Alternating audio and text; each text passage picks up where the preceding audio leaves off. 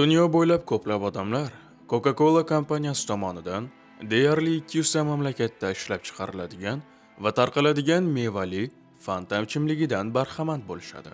Ammo kam odamlar bu brendning qiziqarli va bahsli tarixini bilishadi. Coca-Cola Adolf Gitlerning sevimli ichimligi edi. Chunki u spirtli ichimliklar ichmas edi va aslida barcha yuqori darajadagi natsistlar partiyasi tadbirlarda piva va sharoblar bilan birga taqdim etadigan asosiy ichimlik edi. Germaniya va Avstriya aholisi bu ichimlikka deyarli qaramlik hosil qilib qo'ygan edi. Har yili millionlab quti sotilardi va bu Germaniya harbiylarining pivadan keyingi eng sevimli ichimligi edi.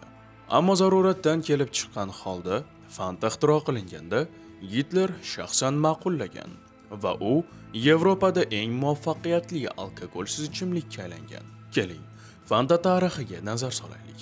Fanta nima? Nima uchun yaratilgan? Nima uchun shunchalik mashhur bo'lgan? Uning ishlab chiqarilishi bilan bog'liq qanday munozaralar bo'lgan? Fanta nemis Coca-Cola rahbari Max Keitning g'oyasi edi. U natsistlar Germaniyasidagi Coca-Colaning asosiy ishlab chiqaruvchisi, Coca-Cola GmbH kompaniyasining rahbari edi. Coca-Cola Yevropada, shu jumladan Germaniyada litsenziya asosida ishlab chiqarilar va sotilardi. Keyt bir necha yil Amerika kompaniyasining Atlanta, Jorjiya shtatidagi bosh ofisida ishlagan edi. U nemis tilida gapirishi, mahsulotni yaxshi bilishi va ta'sirli aloqalarga ega bo'lgani uchun kompaniyaning Germaniyadagi manfaatlarini boshqarish uchun tanlangan. 1933-yilda natsistlar hokimiyatga kelganda 30 yoshli Keyt o'sha yili Coca-Colaning nemis sho'ba korxonasida amerikalik vakil Ray Remington Powers bilan ishlashni boshladi. Keyt Coca-Colani natsistlar Germaniyasining rasmiy ichimligi sifatida reklama qila boshladi. Coca-Cola u yerda juda mashhur bo'lib ketdi va 1936-yilgi Berlin Olimpiadasining eng yirik homiylaridan biri bo'ldi. Rejissyor Leni Riefenstahl aytganidek, Gitler va boshqalar homiylarining reklama uchun pul to'lashidan xavotirlanishardi. Bu pul keltirardi va ular pulni yoqtirishardi. Coca-Cola allaqachon Germaniyada bo'lgan va ular o'z mahsulotlarini targ'ib qilish uchun homiy bo'lishlari mantiqiy edi. 1938-yilda Powers vafot etgandan keyin Keyt Coca-Cola'ni litsenziya asosida ishlab chiqarish uchun milliy sho'ba korxonani boshqaradi. 1939-yil 1-sentyabrda Germaniya Polshaga bostirib kirgandan keyin Coca-Cola o'z mahsulotini Germaniyaga yetkazib berishni to'xtatdi. Lekin uni u yerda ishlab chiqarish uchun ingrediyentlarni yetkazib berishda davom etdi. 1939-yilga kelib Germaniyadagi Coca-Cola sotuvi 1933-yildagi atigi 100 ming qutidan Ikkinchi jahon urushi boshlanishidan oldin yiliga 4 milliondan ortiq qutigacha oshdi. Urush boshlanib, ingrediyentlar olish imkonsiz bo'lgandan keyin Keyt nemis byurokratsiyasi bilan hamkorlik qildi. Uning eng katta ittifoqchisi nemis zodagoni, siyosatchi va diplomat Franz von Papen edi. U 1933-yilda Adolf Hitlerning hokimiyatga kelishiga yordam bergan. Papenning ta'siri orqali Keyt dushman mulk idorasiga tayinlandi va bu sho'ba korxonaning milliylashtirishidan qochdi. Chunki u xorijiy kompaniya edi, xuddi Ford va GM kabi. U yana bir yirik ittifoqchi Fritz Toddga ham ega edi. Todd Gitlerning bosh qurilish muhandisi va natsistlar partiyasining yuqori martabali a'zosi edi. U avtomobillarni qurgan, Todd tashkilotining asoschisi va yo'llar qurilishi, o'q-dorilar va qurollar vaziri edi. SS general-leytenanti Karl Wolf aytganidek, Todd bu ichimlikni juda yaxshi ko'rardi. Biz hammamiz kabi. Todd ko'pincha o'z ishchilariga Reichsmarkalar o'rniga Coca-Cola bilan to'lardi va ular bunga qarshi emas edilar. Keyinchalik Todd vafotidan keyin Albert Speer qurollanish vaziri bo'ldi va o'sha paytda bizda Coca-Cola yo'q edi. Gitler xalq uchun nimadir istashini eslatib o'tdi. Coca-Colaning maxsus sirop kabi ingredientlari natsistlar Germaniyasida sotilmasdi. Lekin kompaniya Yevropadagi fabrikalarni yopishni xohlamadi. Coca-Cola GmbH oddiy Coca-Cola ingredientlarining zaxirasi 1942-yilga kelib tugashini bilar edi. Qolgan miqdor kasalxonadagi yarador askarlar uchun ajratilgan edi. 1940-yil mart oyida Berlinda kimyo va qishloq xo'jaligi sohalarining turli mutaxassislari bilan maslahatlashgan holda yig'ilish bo'lib o'tdi. Yig'ilishda tashkilot vaziri Yozef Goebbels, oziq-ovqat va qishloq xo'jaligi vaziri Richard Walter Derry, Reichs vaziri German Göring, organik kimyogar Richard Kochen va Todning vorisi Reichs qurollanish vaziri Albert Speer qatnashdilar. Zavodni ishlatishda davom etish qaroriga kelindi va Kate Kochen bilan birgalikda mevali ichimlik ishlab chiqdi. U olma tolasidan, zardobdan, shakar lavlagi va olma hamda apelsindan qolgan meva qoldiqlaridan tayyorlangan. Kate jamoasidagi sotuvchi Jo Knip bu ichimlikni Fanta deb nomlashni taklif qildi, chunki u fantaziya asosida yaratilgan edi. Ichimlik tez orada juda mashhur bo'ldi. Ehtimol boshqa tijorat, alkogolsiz alternativa yo'qligi sababli. 1940-yil oxirida tadqiqot va ishlab chiqishdan keyin yaratilgan va 1941-yilda bozorga chiqarilgach, birinchi yilida 3 million quti sotildi. Adolf Hitler yangi mahsulotning birinchi qutisini olgan va uni ma'qullagan deb ishoniladi. Uning qo'llab-quvvatlash bilan ishlab chiqarish darajasi oshdi. Ko'pincha u shakar qattiq ratsionlashtirilgani uchun sho'rva va pishiriqlarga shirinlik va ta'm qo'shish uchun pishirish ingredient sifatida ishlatilardi. Boshqa mamlakatlar, ayniqsa keyinchalik Germaniya istilosi ostidagilar Coca-Coladan bahramand bo'lishgan va Gollandiyada ishlab chiqarish obyekti bor edi. Amsterdamdagi Golland Coca-Cola kompaniyasi zavodi ham Berlin Coca-Cola zavodi kabi muammolarga duch keldi. Kate Golland kompaniyasiga Fanta brendi va retseptidan foydalanishni taklif qildi. Ular tezda Kate'ning taklifini qabul qildilar va o'zlarining Fanta versiyasini ishlab chiqara boshladilar. Golland versiyasi Germaniya versiyasidan biroz farq qilardi. Ular ichimlikni shirinlashtirish uchun lavlagi o'rniga qoramurt ishlatdilar va bu juda mashhur edi.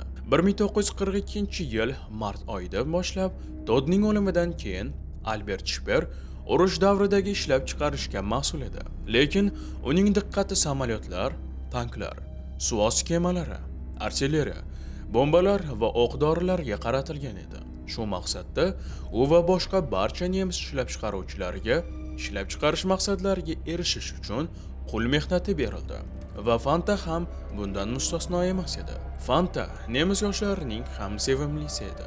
Hitler yoshlari rahbari Artur Axmann agar yuzlab o'g'il bolalarni dam olish kunlari Hitler yoshlari mitingga chaqirmoqchi bo'lsangiz, ularga Fanta borligini ayting va ular kelishardi. Chindan ham, xohlasalar ham, xohlamasalar ham. Fanta harbiylar orasida ham juda mashhur edi. Jangovar hududlarda pivani olish oson emas edi. Luftwaffe uchuvchilari va ekipajlari dengizchilar, shuningdek Rossiya va Ukrainagacha bo'lgan askarlar transport imkoni bo'lmaganida Fanta bilan ta'minlardi. Suvosti kemasi qo'mondoni Erik Top, men har doim bortda bir quti Fanta va bir quti pivo tutardim. Bu muvaffaqiyatli patrulni nishonlash va odamlarni mukofotlash uchun edi. Bu ajoyib ruhiy ko'tarilish edi. Waffen SS artilleriya polkovniki Gustav Mertish esladi. Biz dala sharoitida o'q-dori ta'minoti va o'rnini bosuvchi qo'shinlarni kutayotgan edik. Ikkalasi ham kerak edi. Ju 52 qo'ndi. Keyin yana biri. Keyin yuk mashinalari keldi. Biz hayajonda edik. Lekin keyin o'rnini bosuvchi askarlar Fanta qutilarini ko'tarib kelishdi. Qo'shimcha o'q-dori uchun umid yo'q edi. Lekin uni keyinroq oldik. Askarlarim juda xursand edilar. Hermann Göring ham bu ichimlikning muxlisi edi va Luftwaffe askarlarini muntazam ravishda ta'minlashni xohlardi. Qiruvchi uchuvchi va jangovar rahbar polkovnik, keyinchalik general-leytenant Hannes Trautloft menda qat'iy buyruq bor edi. Agar biz spirtli ichimliklar, masalan pivo yoki vino bo'lsa va ertasi kuni uchish kerak bo'lgan uchuvchilar hech narsa ichmasliklari kerak edi. Bu yoqimli xabar emas edi. Lekin Fanta kelganda ularning kayfiyatini ko'tardi. Mashhurligi tufayli Fanta Germaniyada urush davridagi ratsionlashtirilishdan ozod qilingan juda kam ishlab chiqarish hashamat mahsulotlaridan biri edi. General leytenant Hans Bauer ham muxlis edi. 1933-yildan urushgacha uchib yurganimda, har doim qayerga uchayotganimizga telefon qilib, unga Coca-Cola tayyor ekanligiga ishonch hosil qilardim. Keyinchalik bu mavjud bo'lmagan va u Fantani ma'qullagan paytda men o'zim uchun Joe 52 da bir necha shisha olib yurardim. Keyinchalik Eva Braun ham o'zi uchun bir quti saqlardi. 1945-yilda urushning so'nggi bosqichlarida Keitga nemis general tomonidan sho'ba korxonani qayta nomlash buyurildi. Lekin u rad etdi va bu general Keitga qarshi hech qanday chora ko'rilgunga qadar havo hujumidan halok bo'ldi. 1945-yilga kelib Germaniya urushdan mag'lub bo'ldi va bu vaqt davomida Max Keit hali ham Fanta ishlab chiqarardi. Amerikaliklar Berlinga kirganlarida Keitni deyarli bombardiron qilingan Coca-Cola fabrikasida hali ham Fanta ishlab chiqarayotganini topdilar. Binoning tomi yo'q edi. Afsuski, Ikkinchi jahon urushining tugashi asl Fanta ishlab chiqarishining tugashini anglatadi. Shuni ta'kidlash kerakki, Keit qo'l mehnatidan foydalanishdan boshqa chorasi bo'lmagan bo'lsa-da, ishchilardan hech birini noto'g'ri muomala tufayli yo'qotmadi va ular aslida yaxshi ovqatlantirildi va g'amxo'rlik qilindi. Chunki ular urush harakati uchun muhim deb hisoblangan.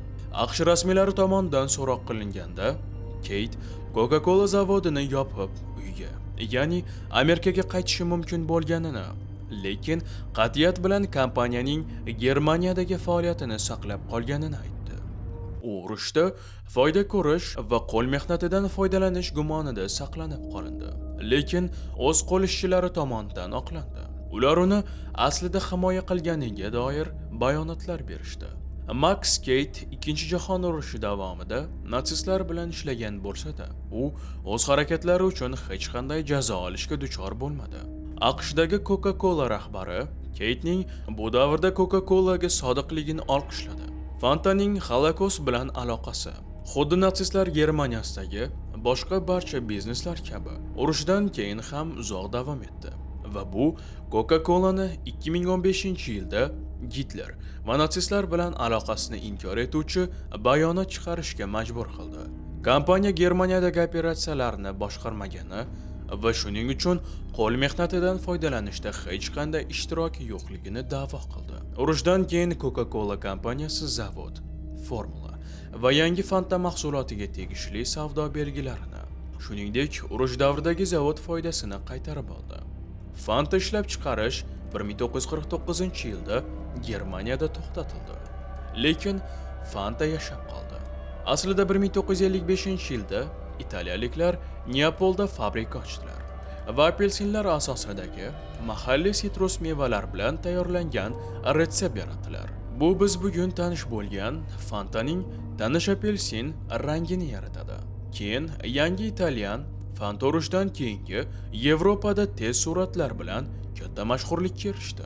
Shu qadar ko'pki, Coca-Cola ichimligining turli bozorlarda mavjudligini kengaytirishni boshladi. U ayniqsa Janubiy Amerika va Afrika kabi mevali ichimliklarni yoqtiradigan tropik bozorlarda mashhur bo'ldi. Bu ichimlikning xalqaro mashhurlikka erishishiga va ko'plab ta'm turlarining yaratilishiga olib keldi. 2001-yilda AQShda Fanta mashhurligi qattiq raqobat tufayli pasaygan edi va Coca-Cola rahbari ichimlikka butunlay yangi reklama kampaniyasini berishni xohladi va Fantani jamoatchilikka qayta taqdim etishdan oldin 10 yil kutishdi. Bu Pepsi'ga javob edi. Ular o'zlarining yangi mahsulotlarini chiqara boshlaganlar. AQShda sotiladigan Fantada shirinlashtiruvchi sifatida yuqori fruktozali makka jo'xori sirop ishlatilardi. Lekin boshqa ko'plab mamlakatlar ichimlikni shirinlashtirish uchun shakar ishlatadi. Xalqaro miqyosda siz Kosta-Rikada ajdaho mevasi kolita va Yaponiyada sho'r tarvuz ta'miga ega bo'lgan noyob ta'mlarni topishingiz mumkin. Fanta merosi urush sharoiti va zarurat, ixtirochilik va bir odamning barcha qiyinchiliklarga qaramay o'z kompaniyasini davom etishga bo'lgan ishtiyoqi bilan bog'liq. Aslida bugungi kunda Germaniyaning Essen shahrida Coca-Cola Germaniyaning sobiq bosh qarorgohida Max Gate nomi bilan atalgan ko'cha bor. Yevropadagi Coca-Colaning eng yirik distribyutori, Gamburgda joylashgan sobiq og'ir vazn bo'yicha boks chempioni Max Schmeling edi. U Fantaning yangi formulasini global bozorga qaytarishda muhim rol o'ynadi. U aytganidek, men urushdan oldin Coca-Cola'ni olish imkoniyati bo'lganda yaxshi ko'rardim. Va keyin Fanta chiqqanda u yaxshi o'rinbosar edi. Lekin italyan versiyasi ancha yaxshi edi va men Atlanta shahridagi odamlarga uni kengroq tarqatish uchun ishlab chiqarishni boshlashimiz kerakligini aytdim. Ular rozi bo'lishdi. Qolganlari tarix deb o'ylamayman. Bugungi kunda Fanta butun dunyodagi 188 mamlakatda mavjud va ko'plab ta'mlarda mavjud. Unutilgan tarixning ushbu epizodini tomosha qilganingiz uchun tashakkur. Agar ko'rganlaringiz yoqqan bo'lsa, iltimos, like bosing, ulashing va obuna bo'ling.